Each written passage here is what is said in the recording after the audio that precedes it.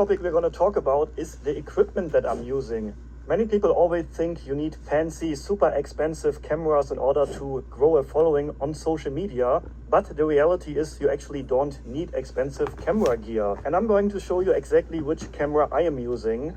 All I'm using is this tiny camera right here, which is a DJI Action 3, which I am using for about 1.5 years already now. Before this one, I had a DJI Action 1 camera. And yeah, the reason why I like this camera, so this actually you can see here, just a tiny camera like this. The GoPro cameras are very similar to this one. Personally, I prefer this one over the GoPro. The main reason is the GoPro sometimes overheats. I know many of my friends who are using GoPros to vlog, and they're always telling me they have overheating issues, especially when they're traveling and filming in hot countries. And this camera right here never overheated once. Easily can fit into your pocket. You can take it with you anytime, any day, anywhere. It's waterproof as well, so sometimes I'm filming on some islands, going diving, swimming, snorkeling, something like that. Even then I can use this camera. And the reason why I also like this camera is it is so tiny, and a lot of my content is also interacting with locals, speaking with local people, getting their opinions or just sharing some thoughts, some moments with them. And this camera, some of the people I'm talking to, they don't even notice the camera that much. I'm not trying to film like secretly, I'm not hiding the camera. I always hold the camera clearly visible so people know that, or in theory, they can know at least that I am filming. But I wouldn't feel comfortable really if I would walk around with a huge camera and then people maybe think I am a news reporter or something like this, because I want my interactions on camera with the locals to be as natural as possible. So that's actually probably the main reason why I like to have a tiny camera like this. And this camera, I think when I bought it, it was around $350 or $400. Probably now you can get this camera cheaper, especially if you buy a used one, then probably you can get it already for like $300. Or if you buy the older model of the DJI camera, you can probably get it for under $200, maybe under $150 already. And that's all you need basically. You don't need expensive camera gear for thousands of dollars. And actually, I also know a lot of people who are just using their phone. I'm sure most of you who are watching this course at the moment, you all have a phone that has a pretty decent camera. And that is actually already enough to just start. The most important thing is just start. So use whatever equipment you have. If you have an old phone, if there's a video function on it, you can just start with that. That is the most important thing, just to start. Don't worry too much about the equipment. Start with your phone if that's all that you have. Even if you don't have like, let's say $100 or $200 to buy a cheaper small camera, just start with your phone. I know a lot of creators who also have a following of hundreds of thousands of people, and all they are using is their phone. And to be honest, many of the phones nowadays are probably even better than the DJI camera that I am using. To be honest, I think that even my phone has a better image quality than the camera. I just don't like to use my phone to film. I prefer the camera for the reasons that I just mentioned. And actually, I grew to 10,000 subscribers on YouTube with a very old GoPro. The first camera that I used when I started my channel was a GoPro Hero 4, which I think is by now already 10 or 12 years old. Super shaky footage. It's not a good image quality from today's perspective, but that's the camera that I started. It was a camera that actually belonged to my sister, and she borrowed me the camera when I started traveling around Asia. And that camera was enough, even though the footage was super shaky and not really good, but I was able to grow to 10,000 subscribers on YouTube just with this old GoPro Hero 4. And then I invested some money and bought the DJI Action 1, which is almost the same camera as I'm using now.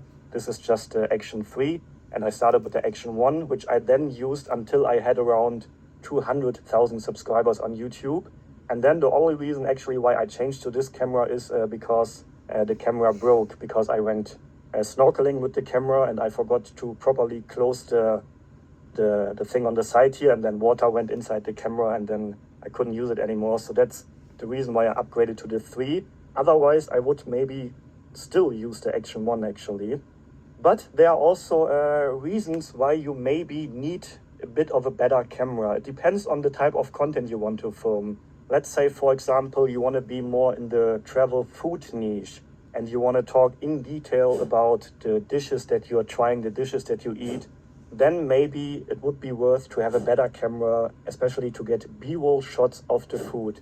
Because this camera right here is not really that good for B-roll footage. In fact, sometimes when I need B-roll footage, close-up footage of the food that I'm eating, for example, I am using, in fact, my phone and not this camera, just because the phone has a better quality for like close-up B-roll shots. So if you're focusing on creating content that requires maybe cinematic shots where you really want to see something in close-up detail, then getting a camera which has a better quality might be worth it. But if you're just filming regular travel content, then you definitely don't need a super expensive fancy camera. And then it could also make sense to invest in proper lighting. You don't really need light when you are filming most of your content outside. You can get a light for a small camera like this, so you can have a case around the camera and then you can attach the light to the side or on top, for example, which can help if you're filming, for example, in the evenings or during the night. Then you have a light that shines against your face, so that could help. But I actually have a light like this, but I think I used it maybe once or twice in all of the years I'm filming. Almost never used it. But for example, if you're filming a lot of content inside your house, for example, you have a little studio set up, then you definitely want to invest some money into proper lights. You can easily find lights on Amazon, for example, and these lights, I also have lights in front of me now. They are just shining against my face. And overall, it makes a really good impression if you are filming in a proper light setup. But as long as you're filming the majority of your content outside, I think that's nothing you should worry too much about. And the next one, we're going to talk about audio.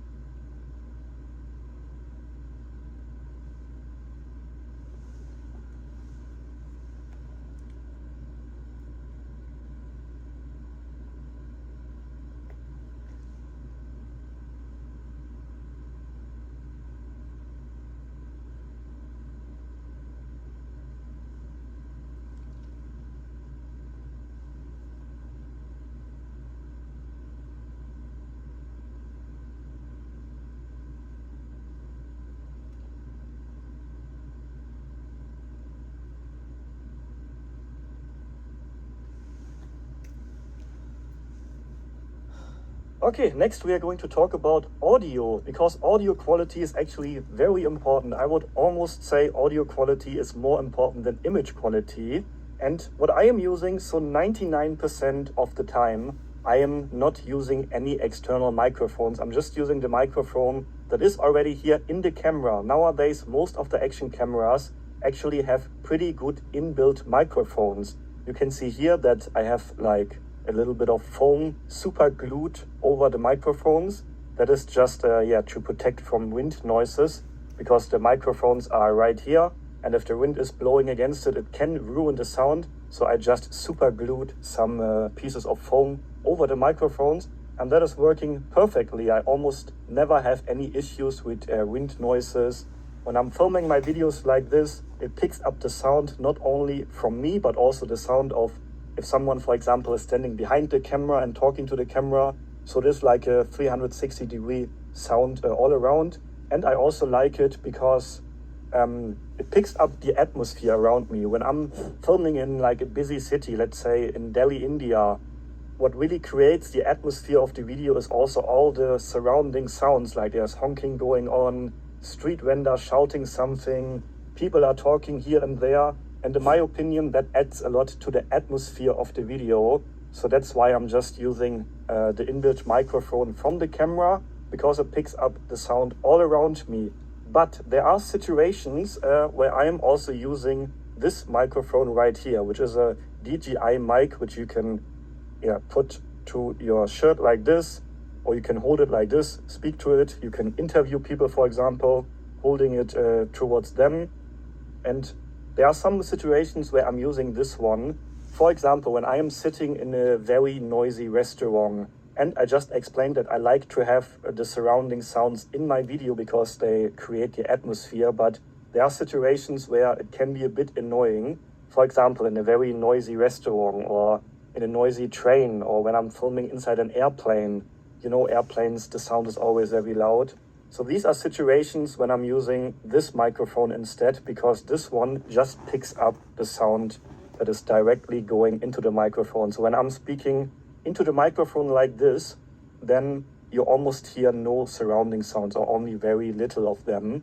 So then it can be beneficial to have a microphone like this. I can show you the microphone also here on the website from DJI. So it is not a really cheap one. You see here at the moment on the official DJI store, it costs $219. That's the package of one microphone and then one transmitter. You can also get a second microphone. They have packages here as well, which include 2 microphones. And yeah, this can be a bit of a costly investment, especially if you're early on. But you don't really need this. This is nothing that I need. It's just something that I use by now to improve the quality a bit of the sound. But I think I just got this about a year ago. So the first few years I didn't use a microphone like this at all. But what I did use at the beginning, also sometimes, was a directional mic, which I can also show you here on Amazon.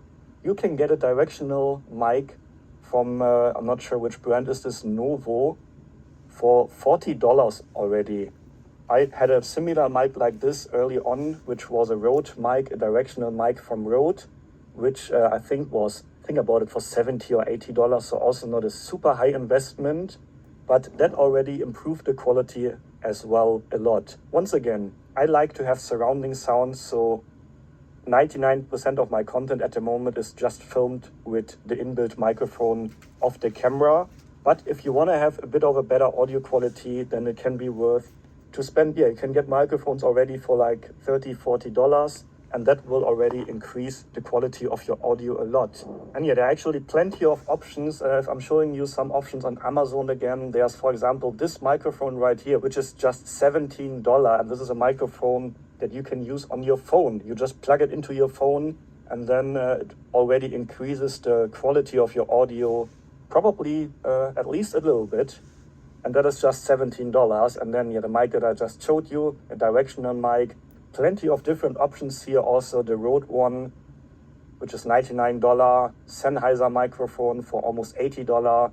So there are a lot of options for different microphones if you want to increase the audio quality a bit.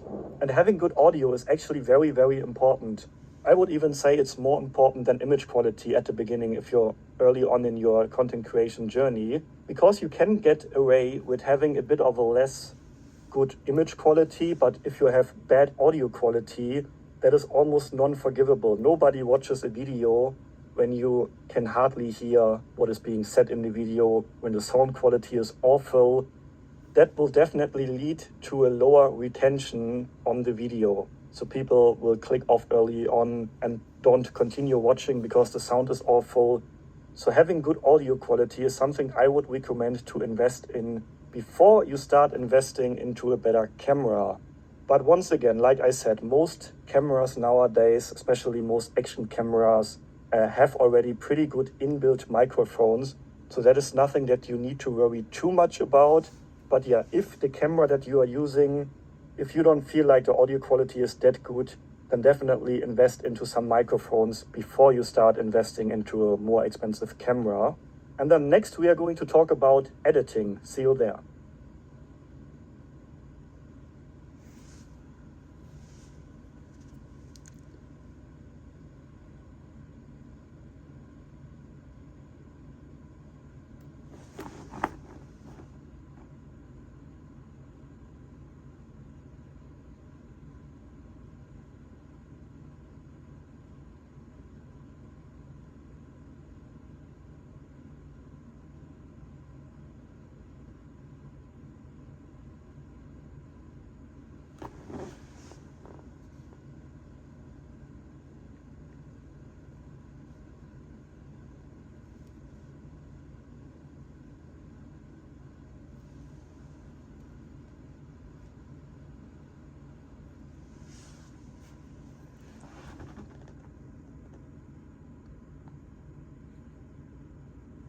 Okay, let's talk about the editing process, especially about the software that you can use to actually edit your videos. So first of all, you don't really need to buy an editing software. There are plenty of free programs that you can actually use. And for the first about 3.5 years, I was editing all my videos with a program that is totally for free. The program is called HitFilm Express. I can show you the website right here. The website is fxhome.com. And on this website, you can just download the program. They also have a paid version, which I personally never used. I was totally fine with the free version, which you can literally just download here. And that is a really good editing software. If you then really want to get into how to use this software, there are plenty of tutorials all over the internet. That's how I learned editing with this program.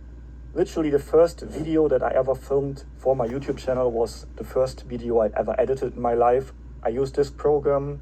I watched some tutorials online, and then it's actually pretty easy to get to know the program. And after a few videos, you will basically figure out how to do it, how to chop the clips up, put them together, maybe put in a little transition as there, and then export everything. But HitFilm is not the only program. There's a second program that I can recommend, which is a very popular editing software at the moment. Personally, I don't really use it. It's called CapCut, but I know that plenty of creators, plenty of other travel vloggers are using this program. It's also, once again, there's a paid version, but there's also a free version, which is totally fine as well. You can download it to your computer, to your laptop. You can download it on your phone. I know, for example, that a lot of TikTokers are using this program. So these are two softwares that you can definitely use, which are totally for free. You don't have to pay anything, and they are totally fine as well. And also, most of the laptops will have a free editing software. For example, if you're using a Mac, there's a program, I think it's called iMovie. Not 100% sure because I don't use Macs, but I think it's iMovie, which is also a free program which you can use to edit your videos, especially if you're just starting. Then these free programs are definitely all you need. And maybe later on you want to upgrade to like a paid program. For example, I am using Adobe Premiere Pro, which is a program where you have to pay a monthly subscription fee. I think I'm paying $23 or something around that every month to use it. That's a really advanced program where you can do, for example, color grading, which I personally don't really do at all. And all these advanced features, which also, to be honest, I don't really use.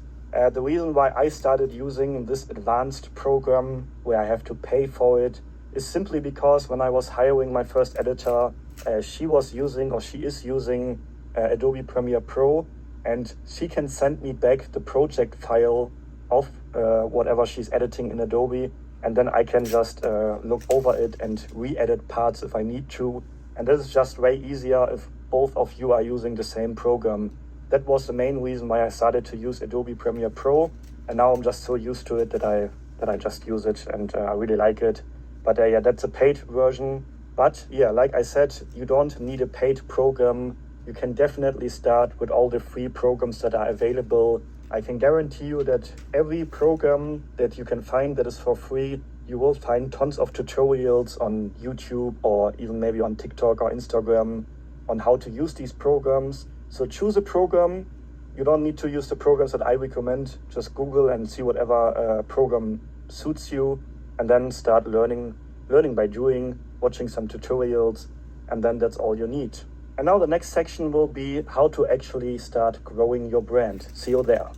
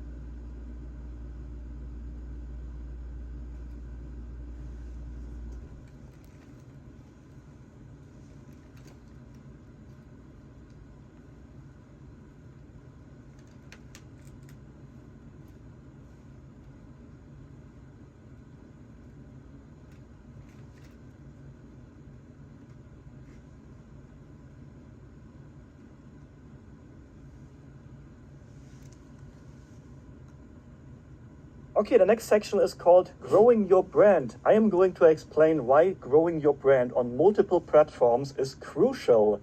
And yeah, once you started to build a following on, let's say you're starting on YouTube, you get to a certain amount of followers, then at some point you gotta think, okay, I can also put the content on different platforms. In my case, it was YouTube first, and then I started to spread the content on TikTok, on Facebook, and Instagram was always a bit on the side, but I didn't focus too much on Instagram for a long time. I will explain the reasons later on. But yeah, why do you want to spread your content? Well, first of all, the most obvious reason is you can start earning money on multiple platforms from the same content. If I'm posting my video to YouTube and then repurpose the content and post the exact same content also to TikTok and Facebook, I'm earning money 3 times basically with the same content. So that is, of course, yeah, a big advantage if we're talking about the money perspective. But also you can become an authority on multiple platforms by doing that. So let's say you have 100,000 subscribers on YouTube, but then people see, oh, on TikTok, on Facebook, or on Instagram, he only has a few hundred subscribers or followers. That doesn't really look good, right? So if people see, oh, he has 100,000 followers on YouTube, 100,000 followers on TikTok, 200,000 followers on Instagram, 50,000 followers on Facebook, then they immediately see, oh, his videos or his content must be really good. He's spreading the content on multiple platforms. He has a huge audience on all the platforms. So that, of course, gives you kind of an authority if you combine the followers on all the platforms together. And of course, you're also more attractive to brands.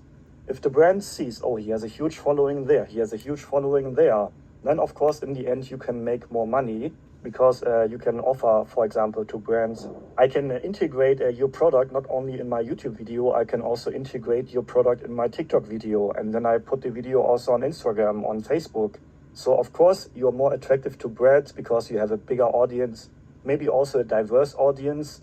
Maybe you build an audience on YouTube from one demographic, but then on TikTok, you maybe have a different audience, maybe different location, different age. So you have a different audience on this platform, so you can be attractive to different brands. Maybe a brand wants to reach a younger audience, and maybe on TikTok you have a younger audience, but a different brand you want to work with wants more of an older audience, in a different niche maybe even. So that's why spreading your content to different platforms, growing an audience on different platforms can be so good. And I would definitely recommend doing it at some point in your journey. And also you build audience trust. Like I said already a few minutes ago, if people see, oh, he has a huge following there, he has a huge following there, that of course builds trust. So they trust, oh, this guy must have good content. So they are more likely to maybe follow you, more likely to watch the video. Let's say you are on YouTube and you see a video popping up in your recommendation feed and you see this video has 1 million views already, or it is posted by a channel that has 1 million subscribers, then immediately in your head you're thinking, oh, this must be a good video because he has a huge following. This video already has 1 million views. So then you're more likely to stick around and watch the video compared to, let's say, you see a video and the video has 200 views and the channel has only 50 subscribers. How likely are you then to actually watch the video or even click the video, right? So you build a trust for your audience if they see you have a huge following. Yeah, we are living in a time where the follower count matters. We can say it like this. A huge number of following is just something that makes you look like an authoritative person. And yeah, once you start spreading your content to different platforms, your growth is also going to be way faster, your overall growth. I can share you my story because I focused actually way too long just on YouTube. I always had Instagram on the side, but I never really focused on Instagram. And the reason is you don't really earn money directly from Instagram. So if you're posting your videos to YouTube, to Facebook, to TikTok, you are getting paid as soon as you're monetized directly for the views.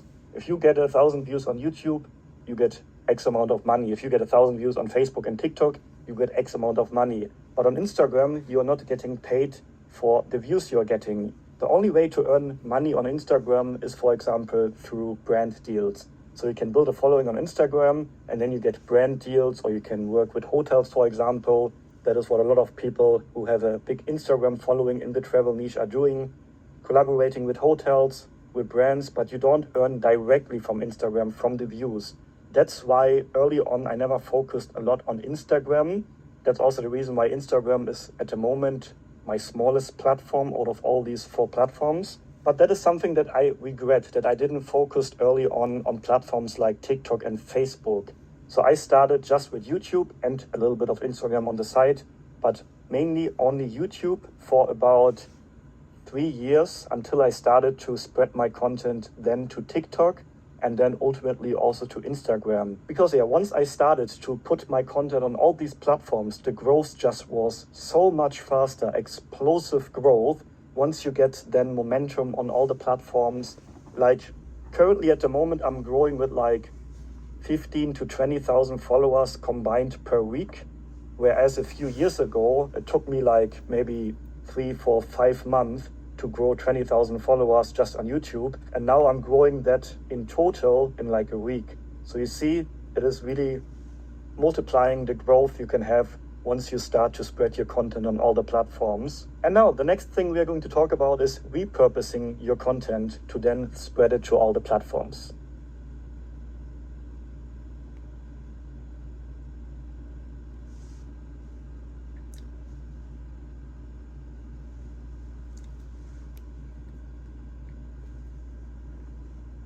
Okay, the next thing we are going to talk about is repurposing your YouTube content for Facebook, Instagram, TikTok, and YouTube Shorts. So you want to spread your content to all the platforms, so I'm going to explain how to do it, how I do it, so that you can basically recreate the same thing. So the first thing we need to know is different platforms require different aspect ratio. The standard aspect ratio for a YouTube video is 16:9. And then the standard short form content ratio. So for example, on Instagram Reels, on TikTok, on Facebook Reels, it's 9:16. So that's the typical format that you see when you watch a video on your phone compared to when you watch on YouTube. It's a different format, a different aspect ratio. And then also you need to know different video length. So when people go to YouTube, they are usually there to watch longer videos compared to the people that are watching videos on, let's say, TikTok or Instagram Reels. Typically on YouTube, you can get away with pretty long content.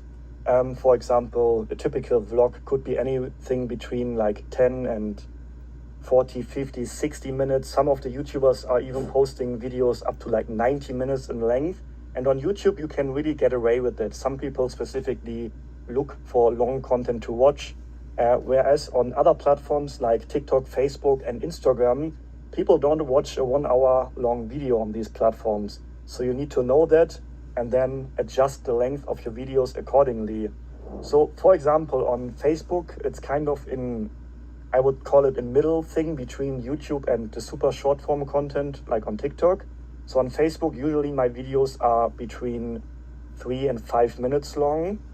Also, you need to know that the monetization requirement on Facebook is 3-minute video length in order to get monetized or in order to be able to earn with this money with in-stream ads on Facebook. And then on TikTok, you can also have videos that are around 3 minutes. I'm also posting videos on TikTok that are the same length as on Facebook. But also you can post way shorter videos on TikTok, which are like anywhere between 30 seconds and I would say like up to 5 minutes maybe on TikTok. And then on Instagram Reels, I think the maximum length for Instagram Reel is 90 seconds. And usually the average length, I would say, is around a minute on Instagram Reels. So I have a simple strategy that I am using to repurpose the content pretty easily to the different platforms. So I'm filming my YouTube video, and usually my vlogs on YouTube are around 30 minutes long. And then the video gets cut into small pieces, into small bites. Let's say, for example, I'm filming a video somewhere in, let's say, Bangkok, Thailand, and I want to do a street food video. So I'm going around Bangkok and trying different street food. And I know every time I'm trying a different street food, that is going to be a small video for Facebook, for TikTok, for YouTube Shorts, and for Instagram Reels. So let's say I'm walking around Bangkok all day, trying different foods, and I end up going to 5 different places, trying 5 different dishes at 5 different locations, different food stalls. Then later on, all of these together will be one YouTube video. So I will film an introduction to the video. I go to the first food stall, then I film like a little bit in between getting to the next food stall, and then the next food stall, and so on. All of this together is one YouTube video, and then it will be edited to a shorter version, a standalone clip of just me eating street food at the first stall, at the second stall, the third one, and so on. So then in total, let's use this example again, one YouTube video, and I go to 5 different food stalls. Then I'm having 5 single clips that I am then posting to Facebook, to TikTok. And these clips are, like I said, 3 to 5 minutes. And then they will be edited down again to a shorter version of 1 minute. And then that version gets posted to Instagram Reels, to Facebook Reels, and also to YouTube Shorts. Here you have to keep in mind the maximum length for YouTube Shorts is 59 seconds. If you want to post it again to TikTok and want to monetize it, it needs to be 61 seconds at least. So you need to add an additional 2 seconds in order to get it monetized on TikTok, whereas on YouTube Shorts, 59 seconds is the maximum.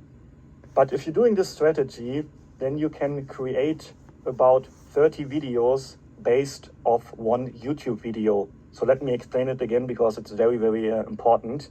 I'm filming one YouTube video. I go to 5 different locations. It can also be, if we are talking about a different example, if I'm traveling, let's say I'm taking a tuk-tuk from stall 1 to stall 2, that can be a standalone video as well. So I'm going to different locations. Each location is one video of 3 to 5 minutes that will be posted to TikTok and to Facebook.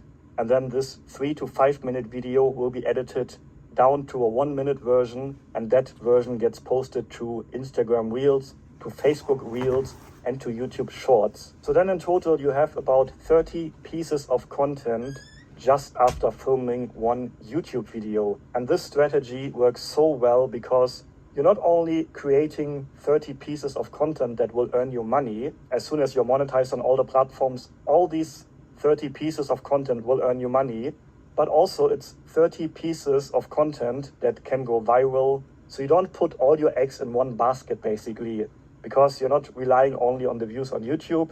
Maybe the video performs very poorly on YouTube. I recently had this example where I filmed a YouTube video in India, and it was the worst video or the worst viewed video out of all my India videos.